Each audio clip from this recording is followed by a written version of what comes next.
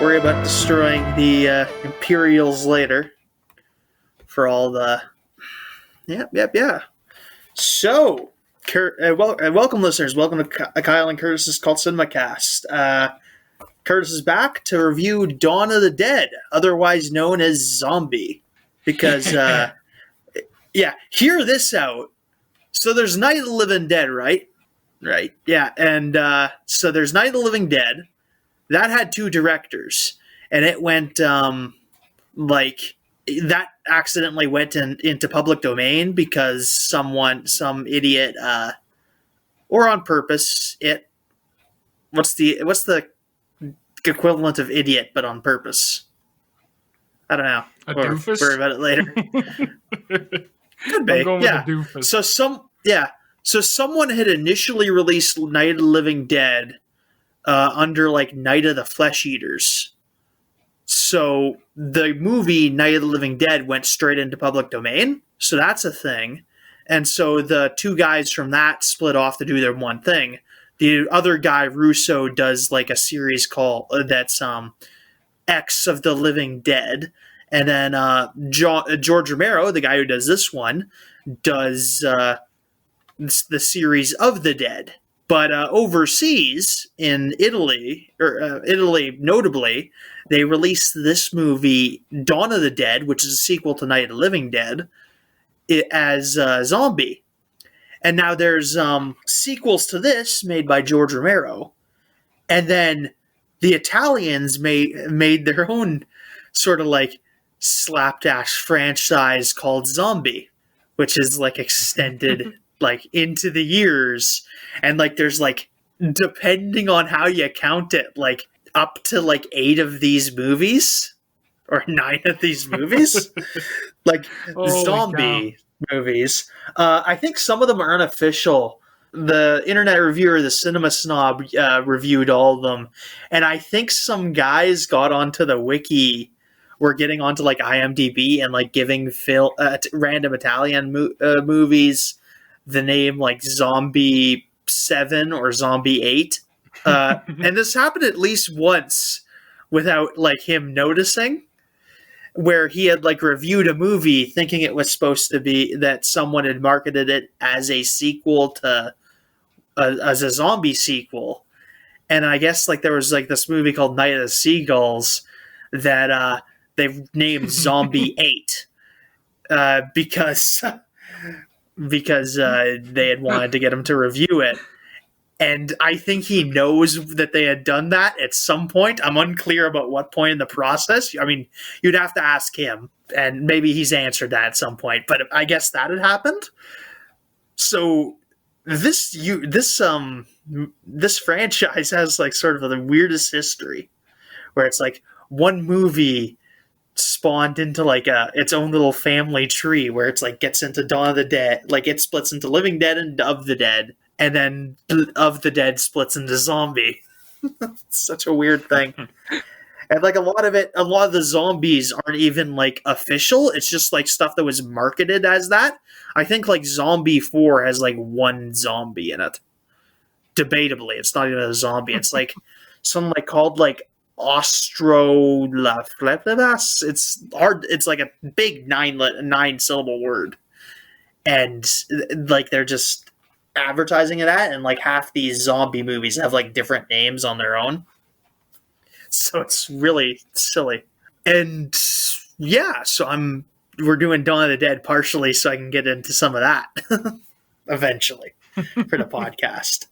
Because when I heard the title, like I said, I didn't know how it all worked, how everything linked, what you're explaining. But the immediate thing I thought of was just Shaun of the Dead. Yeah, that's where they get the name for that. And yep.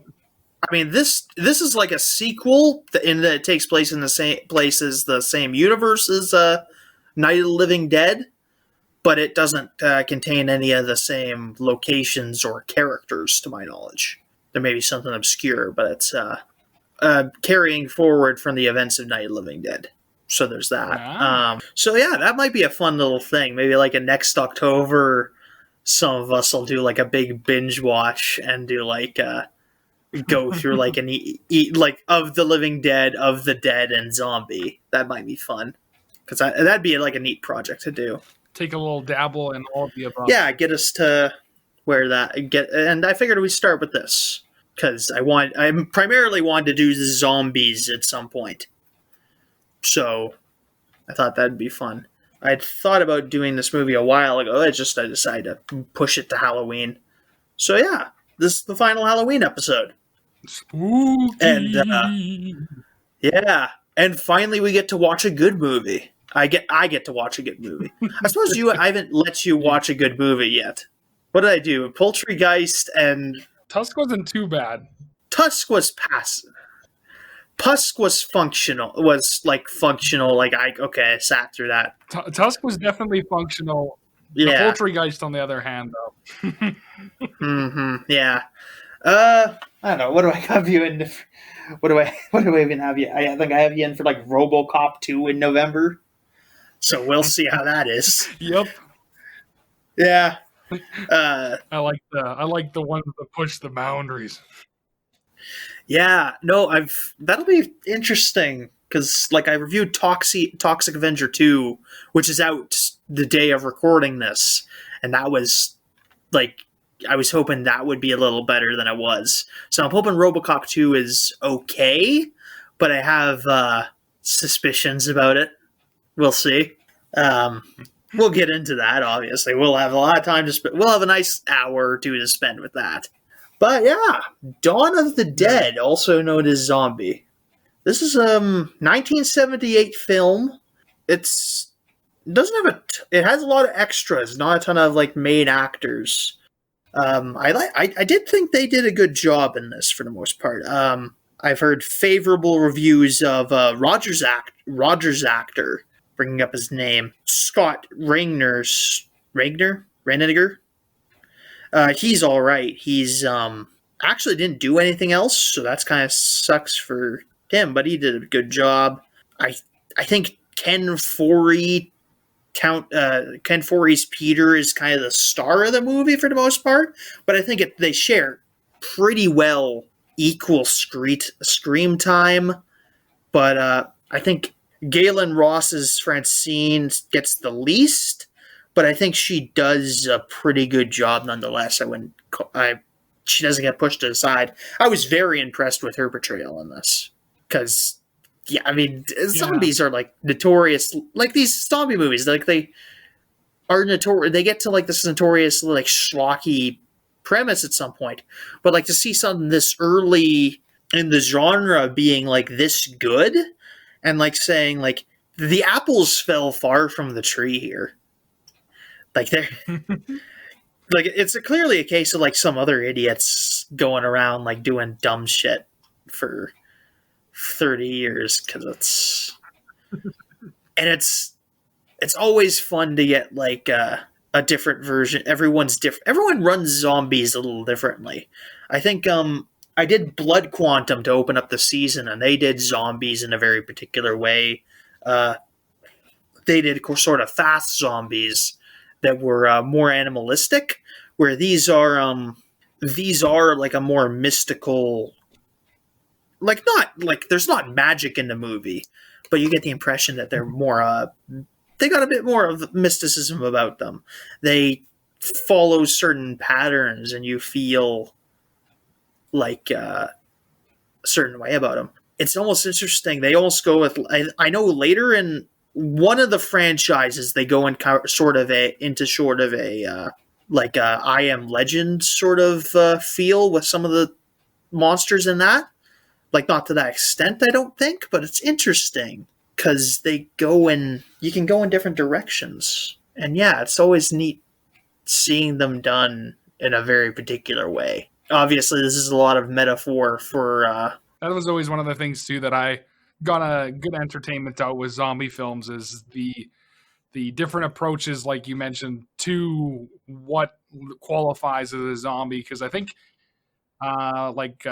World War Z? I can't remember, where it's like they're like almost like ridiculously quick climbing on top of each other to get over like gigantic structures and stuff, and it's like it really throws you for a loop when you're trying to compare that to like one of the slower styles of what a zombies is. So it's neat to see which the different approaches.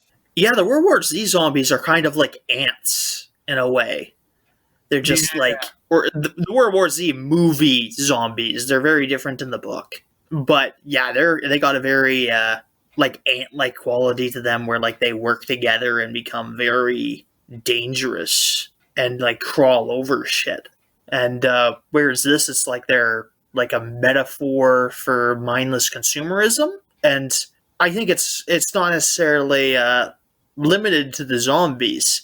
I think we get through the progression of film, like we start with like, oh, the zombies are doing this, and then we see that the people are doing this, and that's meant to imparts a message onto it. So that it's like, hey, we also kind of do this mindless. This is what we kind of look like from a certain angle. And yeah, it's interesting. The makeup's very like this is we're going with very primitive makeup, but yet it's always weird. Like you can make zombie makeup very minimal, but still have it effective. It's weird. Like normally you go back in time and it looks like you get like effects that are like wholly silly looking, but here it's like, yeah, it's sort of maybe a bit silly looking, but you know what? It works weirdly. yep. Like they do the makeup. It's weird how good the makeup is without actually necessarily being all that good. Yeah, like at first, because I think it's like you're so used to, like I guess the most recent zombie stuff I've watched would have been like the Walking Dead. I haven't watched the later seasons, but when it kind of came out and seeing the like because the one we watched was from like 78 and that, so seeing their interpretation on like what the skin and like the skin tone and stuff like that would be when someone like I guess gets taken over by this is a very nice. They did it really well overall with all the practical effects. There's just something nice about an older style, sticking to the practical effects instead of leaning on kind of the more modern day style. Yeah, and it does also help. I think this more of minimalist, like I say minimalist, but I don't think they could have gone too much above this without going to like a huge budget. But this minimalist makeup is that it really helps when you're doing a metaphor with a zombie movie, and the zombies are a metaphor for something, because you can have that odd actor who's just like barely painted up, and it does like a lot to put the point across. I think Blood Quantum did this too, where like occasionally you just see like a guy with basically no makeup on, just like killing, like ripping someone apart with their teeth, and that's very effective because you get to be reminded every so often that like these are human, and I think that's maybe a strength that we maybe get away from a bit when we get into like the Walking Dead zombies, because they're corpses and they're allowed to look very inhuman. I think the monster zombie, like if you're going with like a slasher movie zombie, it's meant to being more corpse-like makes it less human, where it's almost more disturbing with the minimalist makeup. And it's a very Yeah. yeah, because you can do that thing where just like, oh wait, this guy's not wearing makeup, but that's the point. They did it on purpose. Lots to talk. You can talk forever about zombie movies. It's so weird, actually, that we've can get this amount of mileage. Like fucking, what is Jason Voorhees really? But we're talking endlessly about a zombie, which is just like such a modern. Like it's very much cinematically birthed folklore, because I don't consider the voodoo zombie, where we get the word, to be the same thing as what this is, because they work so differently. I kind of want to go back and watch like White Zombie now, so I can see what that deal was, because that goes with the voodoo angle. Although I'm sure that's very politically incorrect. I'm just curious. Yeah, it's weird how, at least I find with like zombie films, I go through like cycles with them where it's like I won't want to watch them for a long time, and then all of a sudden, like, I just can't get enough of them. It's just like, give them to me, give them to me. I'll watch them all, and then all of a sudden, I'm just like, okay, I'm done for now. But enjoyed my time. Yeah, yeah, you can easily hit a couple bad ones with these. I think that's very easy with when you delve into any sort of genre of filmmaking. You like go through a thing where it's just like, I just want to watch this type of movie for a while, and then you watch a couple bad ones, and you're like, I'm gonna take a break, and then eventually you go back to something cool, and then it's fun again. So I think we'll get into the plot. We've talked a lot about it. It's very amazing. This movie's really good. Thank God. It's been so long since I watched a good movie. I'm gonna watch. I think I watched this, and then I think I get to watch another good movie next week. But I'm gonna watch 1931 Frankenstein for Halloween Day after I'm done work that day. So that'll be my Halloween movie. That's not a bad choice. I've been trying to think of something to do for Halloween because I feel like this year it's getting passed over pretty quickly in that. So I want to do something as well, but I just haven't quite figured out what I'm gonna do. I mean, hey, it's the perfect year to be doing horror movie binges because you can't really do much. So you're probably not getting. Exactly. Odds are we're not. A lot of us that are being responsible about this aren't going to do like a party or whatever. So it's perfect year to do like a Halloween binge watch. And yeah, I have my Frankenstein movies sitting on the stand here, and then hey, if you want to watch this Dawn of the Dead, it's for free on YouTube and like a good quality. The Dawn of the Dead YouTube channel just puts this out, so maybe just watch this. I'm sure. Very good quality. Yeah, and you should be able to track down Night of the Living Dead pretty easily too, because it, like I said, it's public domain. That's there. I've made some. If you didn't have plans, that's a plan to go through, because at least this one's pretty good. So yeah. I guess we'll start. Yep, we open the movie into a TV station where they're broadcasting some interviews with people, and it's like a very chaotic situation, like more so than I imagine a TV station usually is. And I imagine TV stations can be pretty nutty sometimes. So it's very, people are panicking. It's a very confusing scene to watch. You're just like picking up words occasionally. Everyone, the interviewer is interviewing a guy from a scientist or something, a guy from the government. It's not entirely clear. And like, we learn a lot, even though it's confusing, because we're like learning about how the government's approaching this, and how the media is like approaching it, and like doing.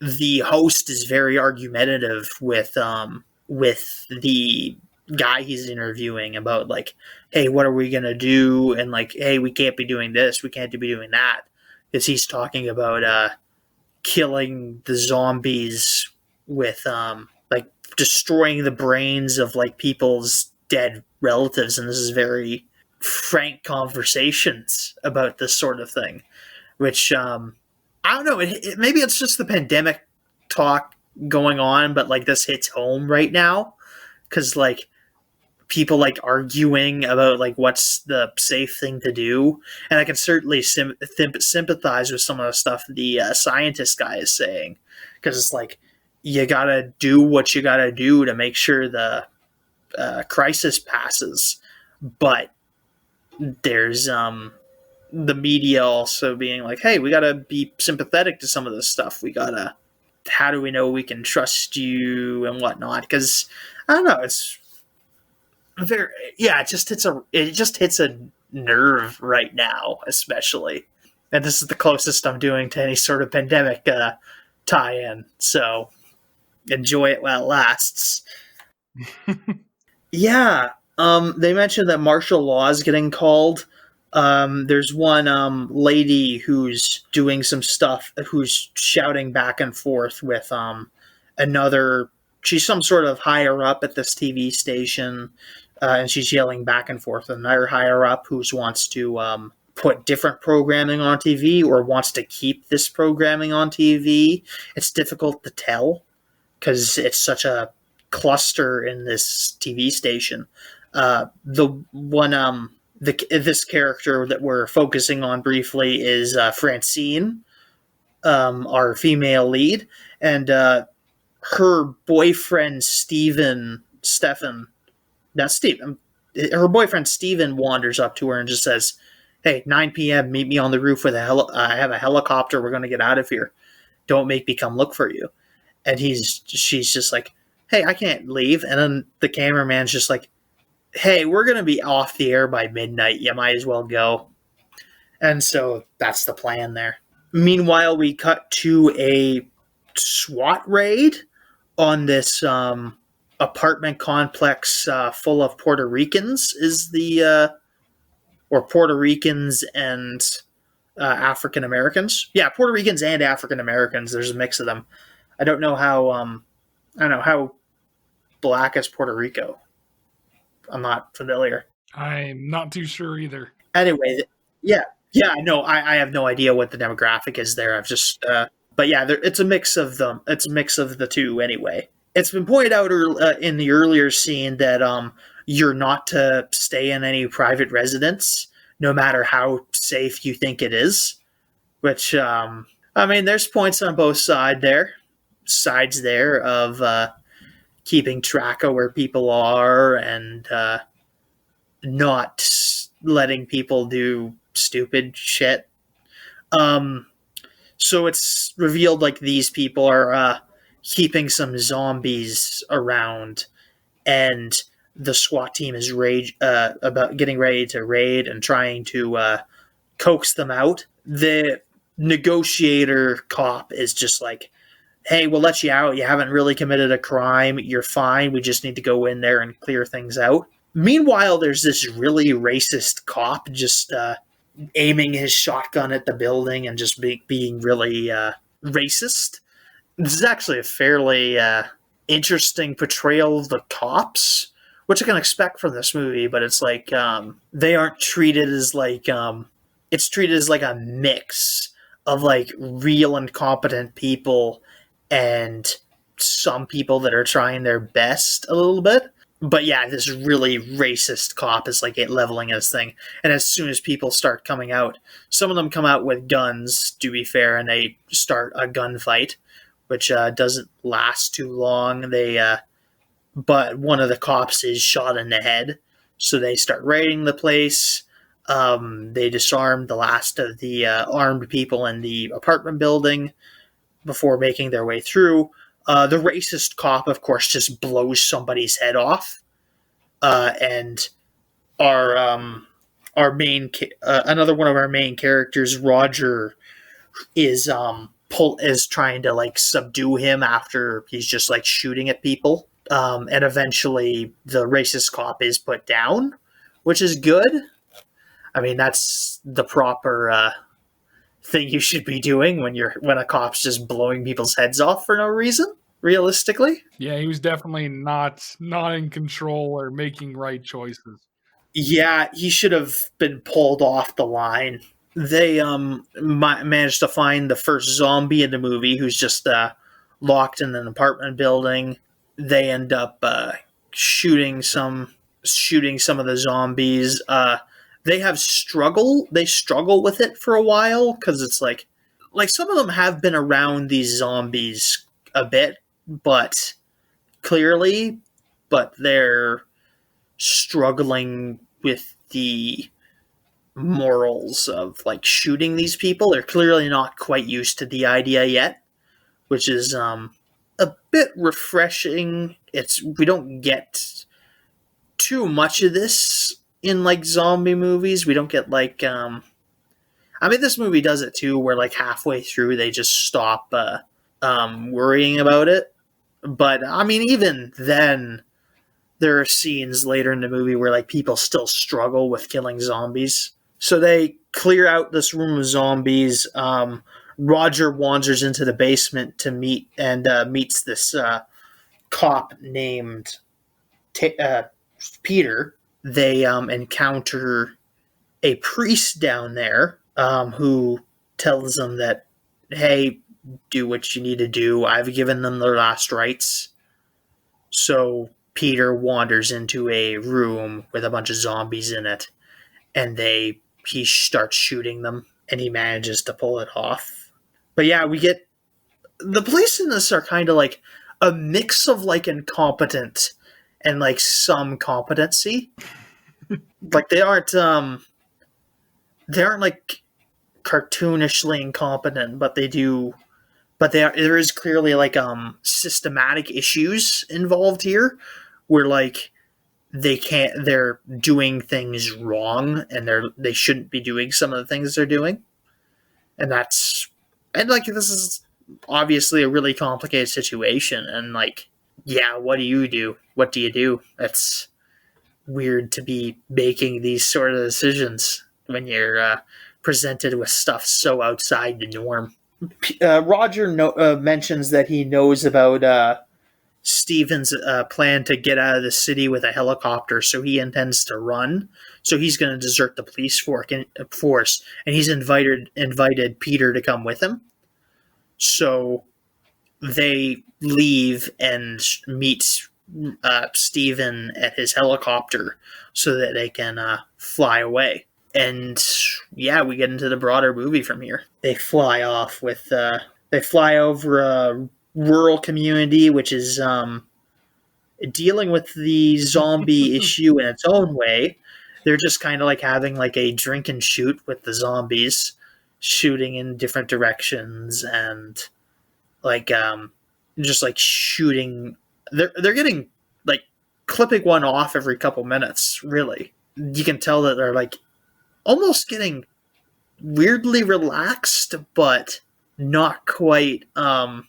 You're not sure if they're going to survive this. It's not giving you the implication that these people are necessarily safe.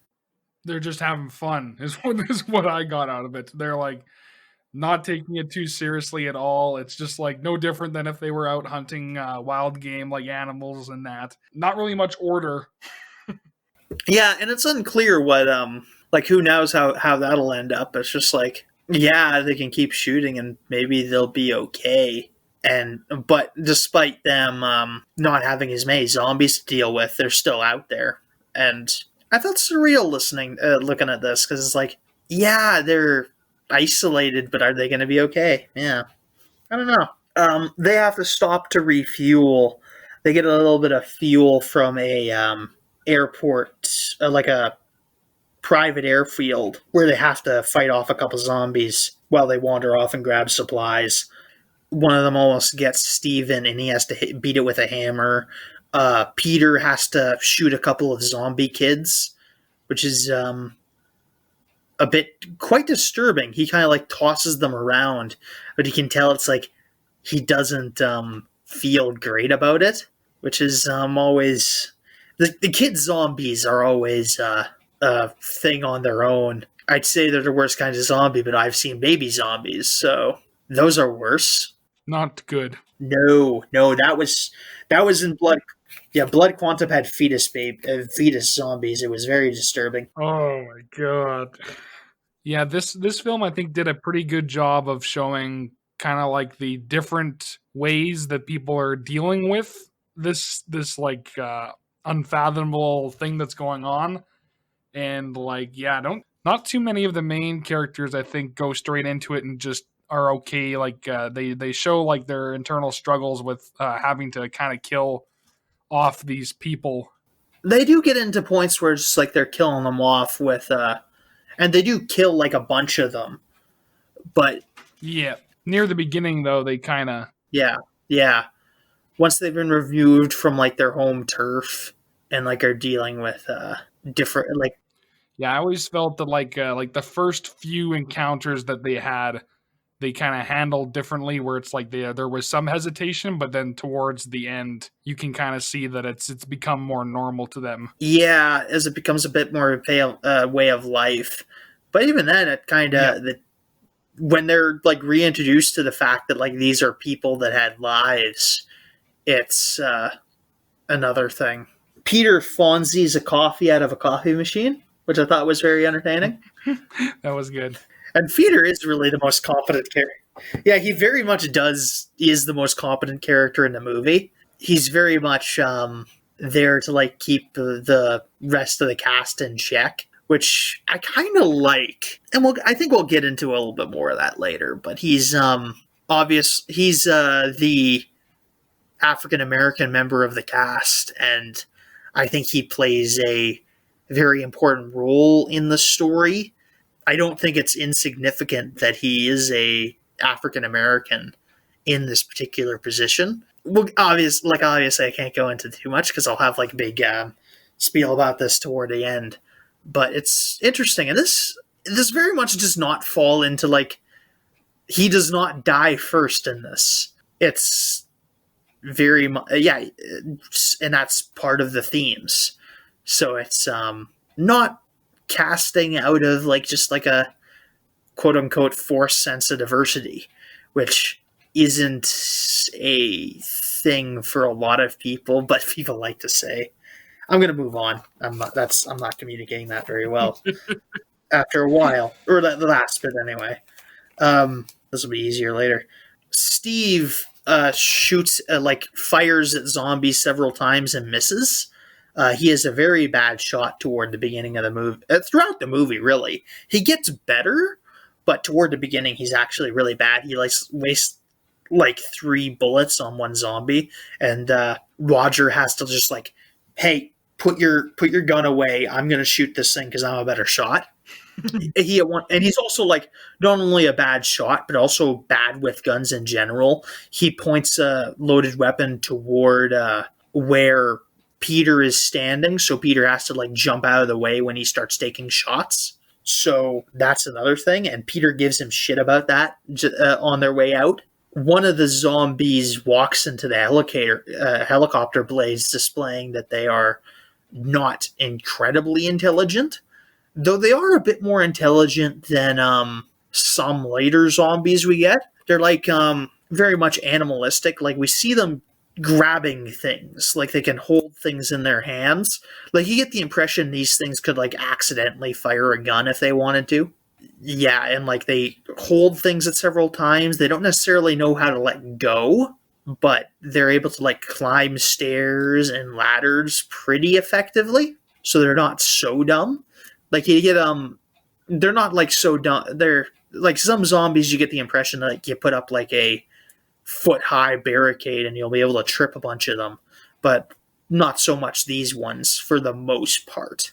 So they take off. They find a shopping center which has a ton of zombies around, but they decide to stop there anyway. Briefly, they find that there's a area at the top of the mall with a bunch of supplies in it, which is presumably one of the abandoned safe areas that had been abandoned, that had been mentioned, that have been abandoned since the beginning of the movie. So they wander in and take advantage of that. They get a bunch of food, and they figure that, hey, we might as well see if we can get some stuff for the rest of the mall.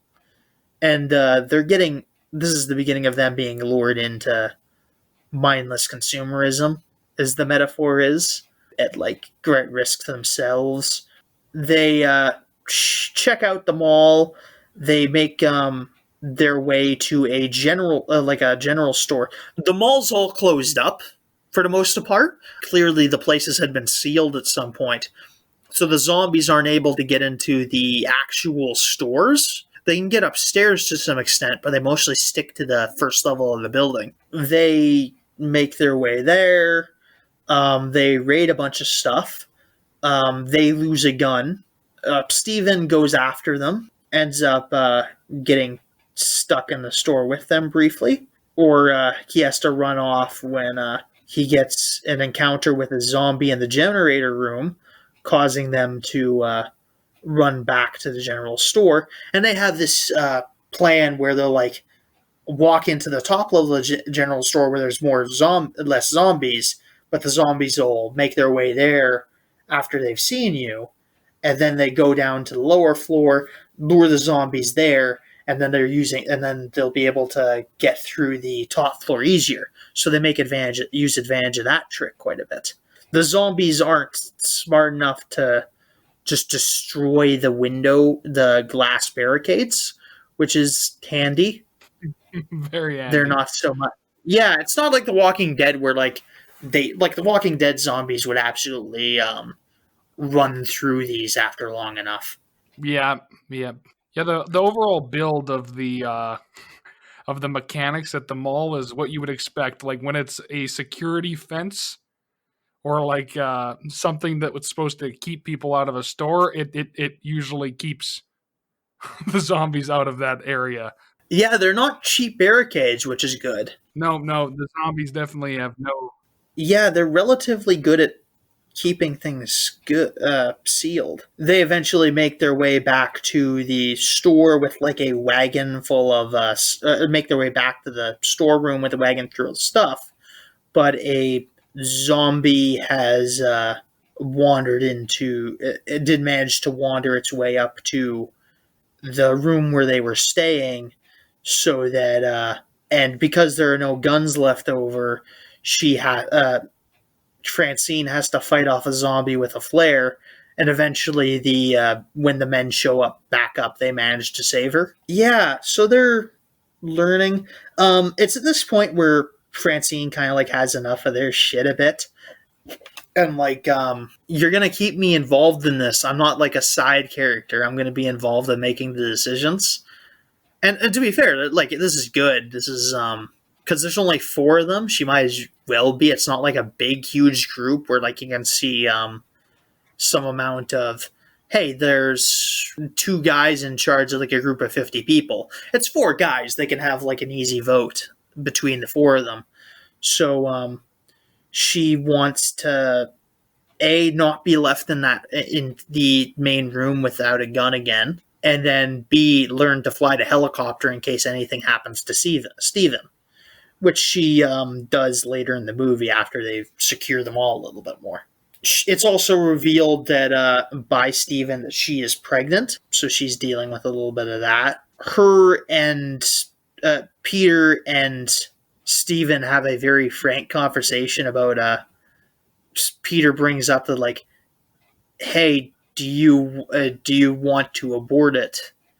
Because I guess dangerous situation, and yeah, and he's just like, I can do that. I know how, which is a bit disturbing, but you get the impression that Peter's from like a lower class background.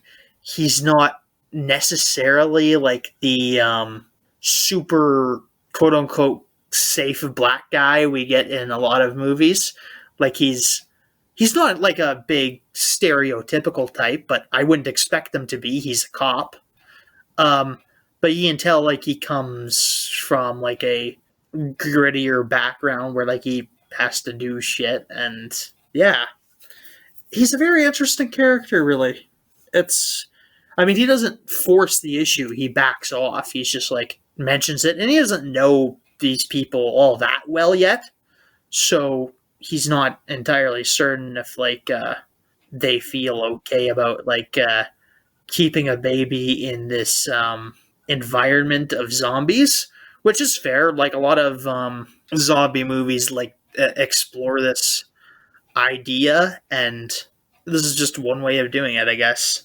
But yeah, we learned a lot all about the. We get a good idea what all these characters are like in this, which is very nice. There's very good characterization. Francine says they should just take what they need and move along, but the rest of the guys are like, no, we should just take this place. We can put in the work and then we'll have a lot of stuff. Again, consumerism metaphor. So they construct this plan where they go to a nearby truck stop or shipping business and gather a couple trucks, like a bunch of big semi trucks, which they park in front of the various entrances to the mall, and then use them to barricade the place off. And then from there, they're going to lock up the main doors of the mall. And yeah, zombies will be able to crawl into it, but they won't have the crawl up to the door, but they won't have the leverage needed to break the glass because they'll be like prone if they need to go underneath. So yeah, it's a pretty decent plan. and it works pretty good for a while. Yeah, I think they're there for maybe a couple months. I get the impression of. They aren't there so long that Francine gets into like the late stages of pregnancy, but I think she's maybe. I can't imagine she's more than 6 months. Though I don't know my pregnancy stuff very well at all. I've never done any of that. So they do that during this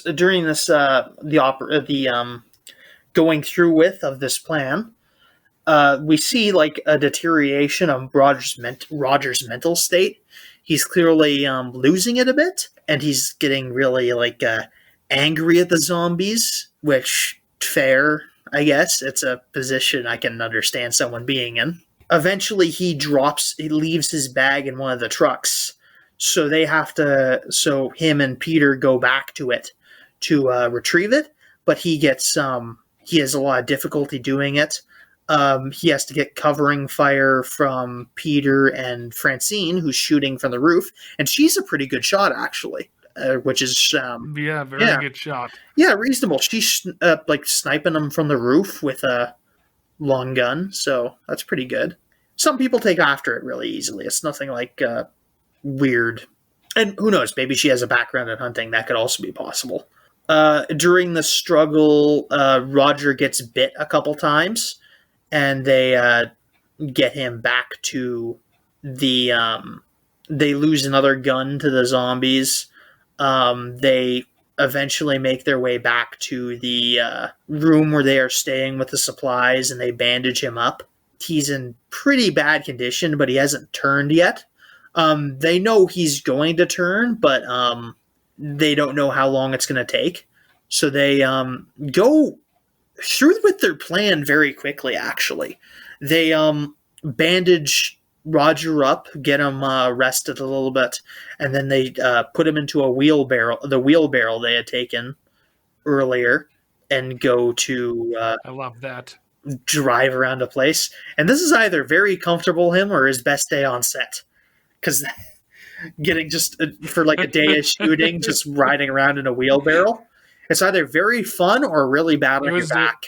One of the two. Judging by his smiles, I'd say he was having fun. Yeah.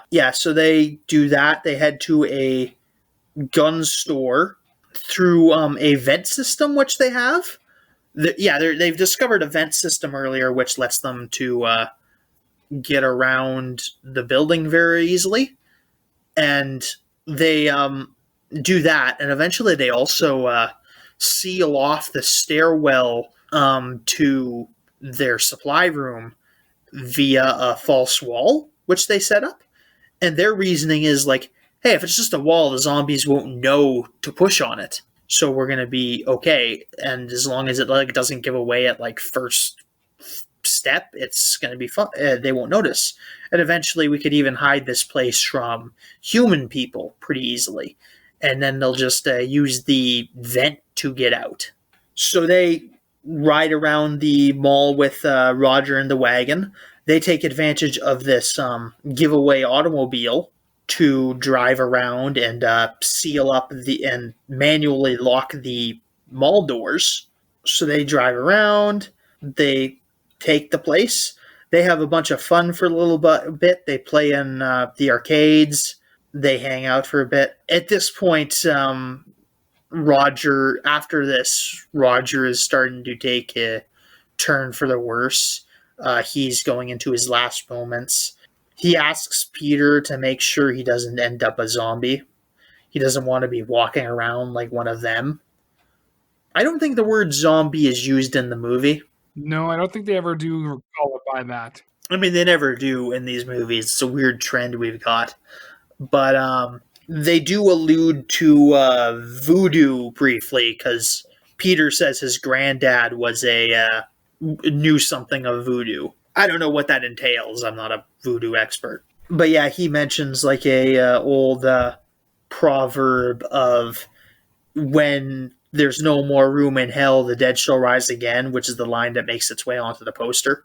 So that's interesting. So Roger's dying off, and we get like a very well done scene where like they have the blanket over his face because he's dead, and like he slowly rises, a bit like Dracula and like the original Dracula movies or the Nosferatu movie, where he just like slowly rises up from the from his deathbed, and then Peter shoots him off screen, and we just hear the gunshot, and everyone knows what it means, and it's very compelling.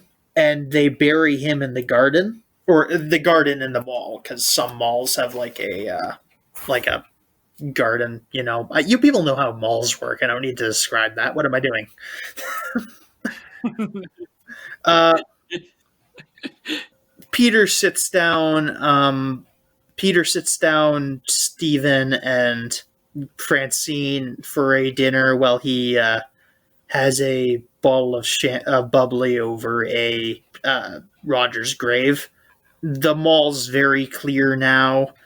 The zombies are still banging at the doors occasionally, but they're just, yeah, this is part of the mindless consumerism stuff. It was where they're the metaphor from, is like they just want to be in there shopping around, admiring stuff, and we're starting to get the implication that these people are no different. Like Roger, as he was dying, was just like, we whipped him good, and like this is like he's dying for this.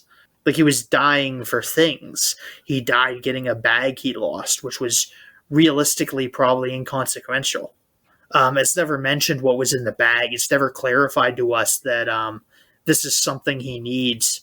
And Peter goes along with it, even though he probably shouldn't have. He should have probably smacked some sense into Roger. And he does a little bit, but it's mostly in the sense of, hey, we need you around. We can't you can't be risking your life like that. But they still go back to get the bag. So this is going to be, it's hard to put like into words without like writing a big essay, but it's like realistically feels pretty profound, I guess, because they're just dying over this, just like the zombies are dying to try to get in here again. And we get like a few scenes around. A little later, we get a scene of like Peter doing some squash on the roof, and like a zombie noticing a ball bounce off the roof, and that's interesting enough. Stephen tries to offer Francine some wedding rings, but she turns them down and says, "Hey, it wouldn't be real." Which, yeah, I don't know.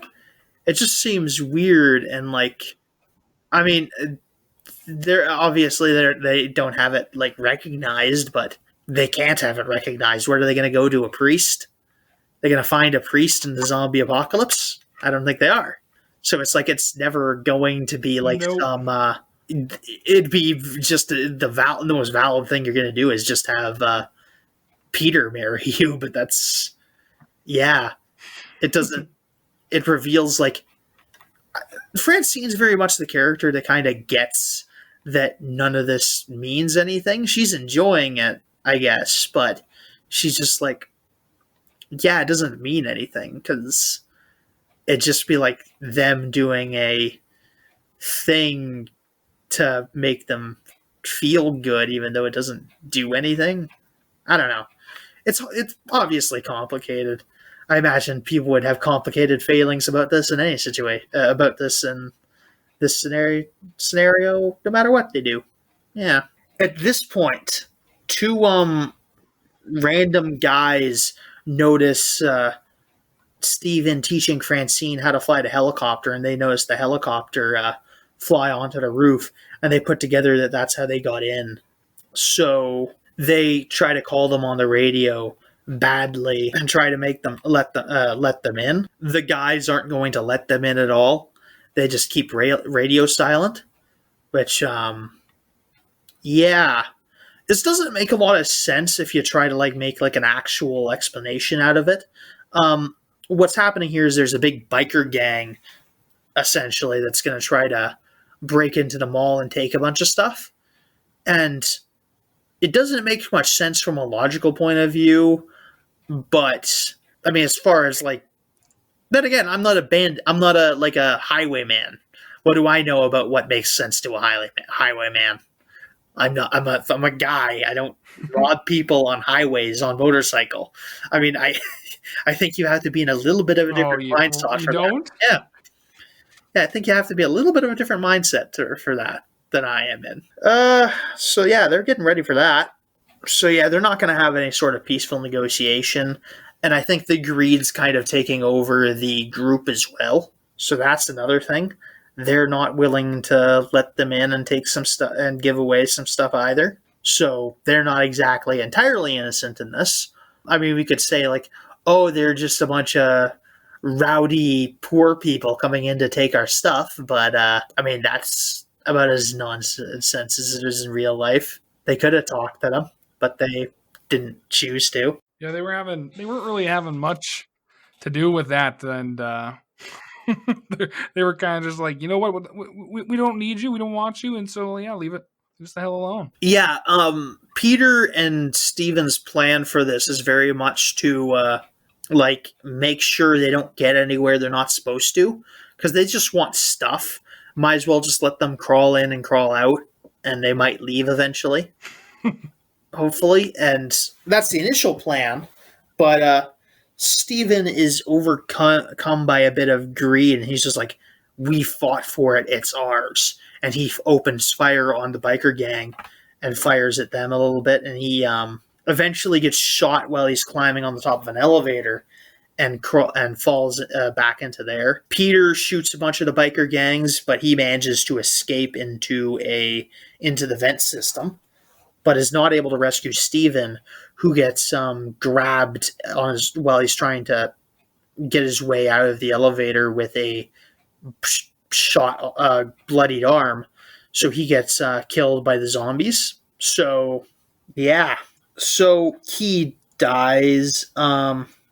He eventually turns, but they've managed to drive off the biker gang for all that's worth. They've shot enough of them, and then the zombies are coming after them. The bikers managed to push the zombies around for a while, but eventually they get overtaken between the gunfighting and a few people just doing stupid shit. There's one guy who gets stuck in like one of those old heart rate detecting machines, which they don't have in malls anymore, mostly because kids get stuck in them. Yeah, I quite enjoyed that. I'm not gonna lie, the fact that that's the reason why he got stuck. And I also really enjoyed, like, I don't know if it was like the head biker who had like the mallet. Yeah, that was pretty cool. But I extremely enjoyed how he just ran around malleting these these zombies with his big hammer. Not even a sledgehammer, just like a big giant rubber mallet. Which wouldn't have even been the most effective version of like this. What you'd see at the fair. Yeah. No, not at all. Yeah, probably like an old 70s fair you'd probably get that from. But yeah, it's just like a big sledgehammer. Yeah, you must have gotten that from a fair, because what else does a guy have for a sledgehammer-sized rubber hammer? It had to have been. And then every time I'd hear the sound effect, like, or less than of a sound effect, because you'd be expecting, since it was like a big sledgehammer, for there to be like a thud or something, but it would just be silence, just like this, as he just like yeets them across the room. I don't think he even kills any zombies with it, really. No, like he doesn't even kill them, he just knocks them over.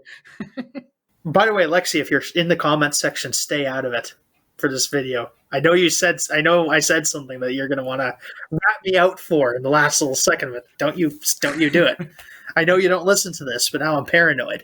So stay out of there. Don't rat me out to my audience, you little brat. They're always watching, man. I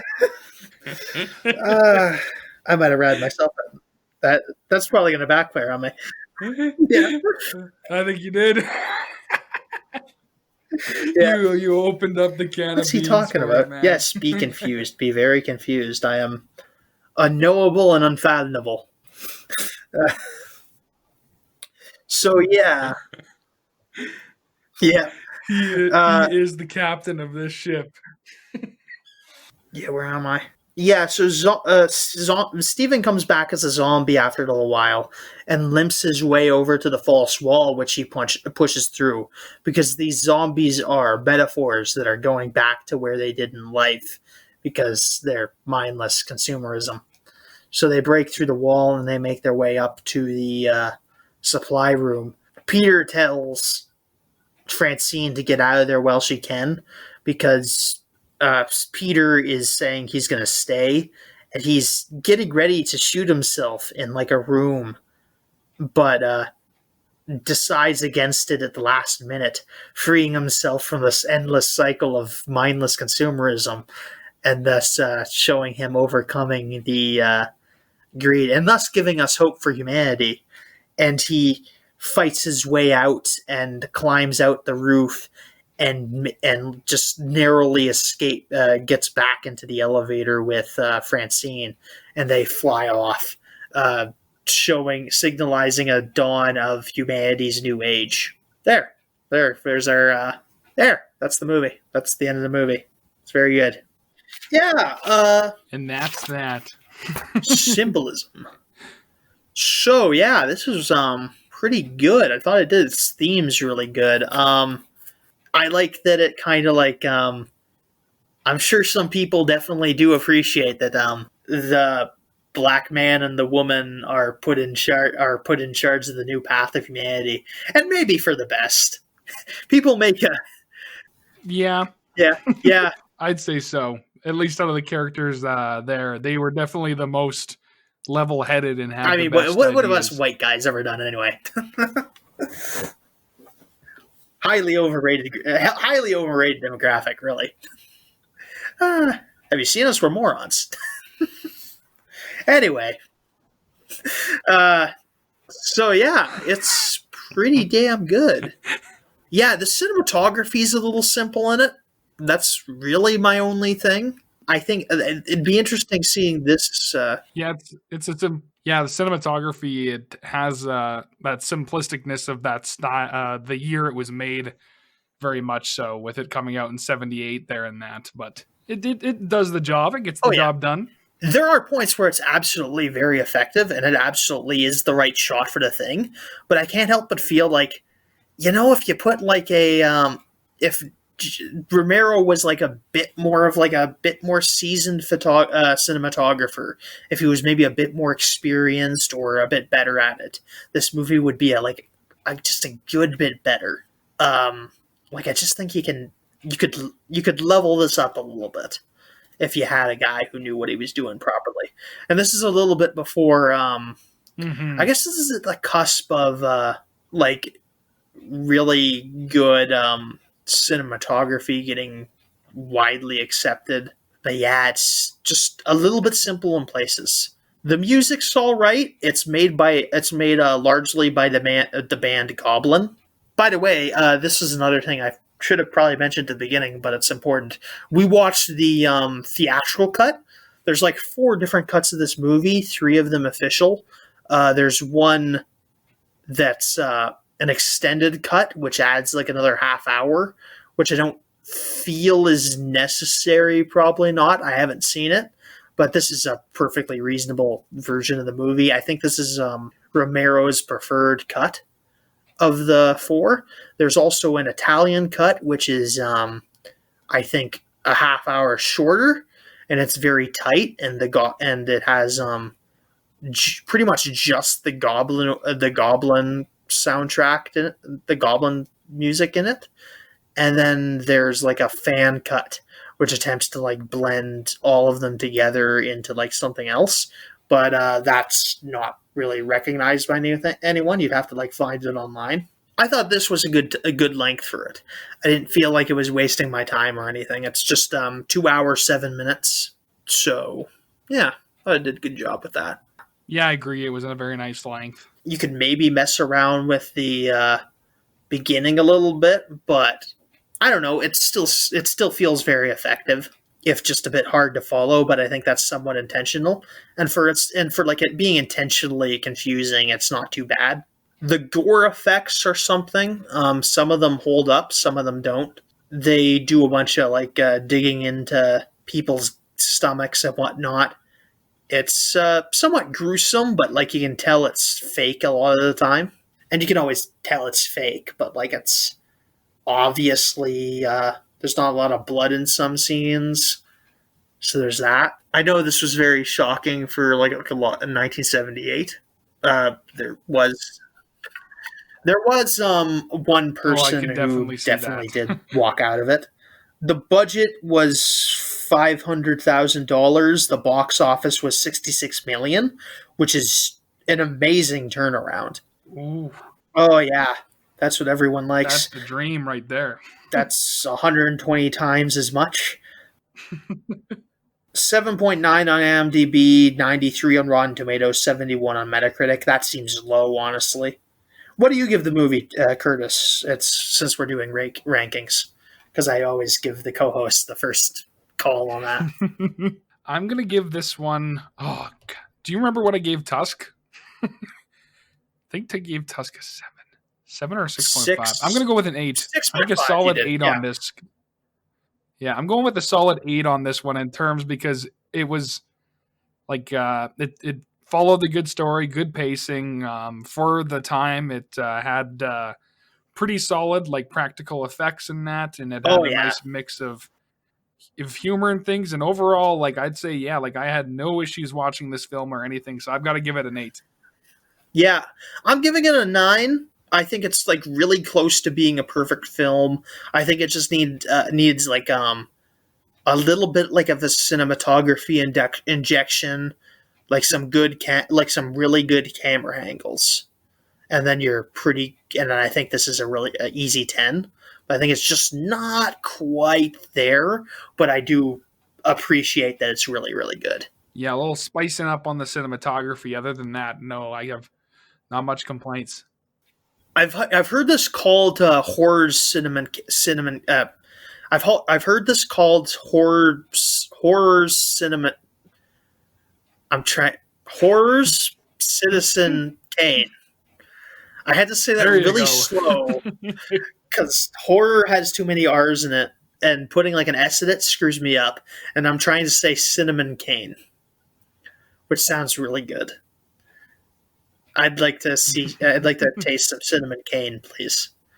Oh, that's actually sounds like a. Yeah, that'd be a good stripper name for somebody, actually. Ladies, clear the stage. We got the best stripper in the house, Cinnamon Cane. And then he comes out, and then, I don't know. You don't know where it goes from there? I'm not old enough for that. Yeah, no, I'm not old enough for that. Yeah. So that's pretty good. Yeah, obviously good bit of symbolism in there. I like the hopeful ending. It does a nice little blend of like ambiguous but not like depressing entirely. Because horror movies can have that effect where it's just like, oh yeah, everyone's dead and everything's hopeless and then we're all gonna die. And this movie doesn't quite do that, and it gives us like a bit of a optimistic outlook, but without making it seem like the hero has got off too easy. Exactly. Anything else you want to bring up? No, I think we did a pretty good job covering it. Yeah, no, great representation. I kind of want to be pushed around in a wheelbarrow. That's all I gotta say. I mean, we could find a wheelbarrow. After I watched that scene, I know, like after watching this wheelbarrow, it's like, when was the last time I got pushed around in a wheelbarrow, and would or would not I enjoy that on set? That's the biggest question I've got at the moment. There's just going to be like a scene in Pothead season, like episode 4, where you're just getting pushed around in a wheelbarrow, and Crackway just has to push you around. For no reason. Just for the experiment with it. Speaking of the brilliant Pothead and Crackboy, why don't you tell them where they can find that show? If you'd like to check out our web series, Pothead Your Local Superhero, you can find us at Just Playing Universe on YouTube. We got all sorts of wacky comments, and should have 3 more episodes for that season coming next year. Got a little bit postponed with the shenanigans of 2020. But yeah, you can check us out on YouTube. We got a Facebook page as well. And if you like video games, I stream on Twitch as Just Plain Cheese. You can also find the Smorgasbord there, which is pretty funny, on the YouTube it's our channel. little weekly. It's like iCarly, but if like unemployed middle-aged man did it, is what I like to say. Yeah. And you can find the podcast at Kyle and Cody's Called CinemaCast at YouTube and Facebook, and also find us on Twitter at KCCCC. That's where you'll get the announcements of all the episodes if you're not like subscribed on Spotify or whatever. If you can also find my personal Twitter at Lord Brokenshire at Twitter, where I occasionally talk about movies and other stuff and retweet stuff from political things. Occasionally banter with Victoria about stuff. My continuing support of the Bone Spock Star Trek ship, which is going quite well. Waiting for that fourth Star Trek movie so that he can dump that Uhura and get with his one true love, Bones. So there we go. That's pretty fun. I think that's all. Remember to circulate the links, give us good reviews, and we will see you next week for Rocky Horror Picture Show. 2-week musical double feature. We're going to be doing that, and we're going to be doing Shock Treatment, which is made by the same people, immediately right after that. I'm not entirely sure who I got on next week. Maybe Cody. We'll see. All right. Talk to you next week. See you later. I got to go finish this Battle on Valkyria Chronicles 4. So we're going to do that. And stopping.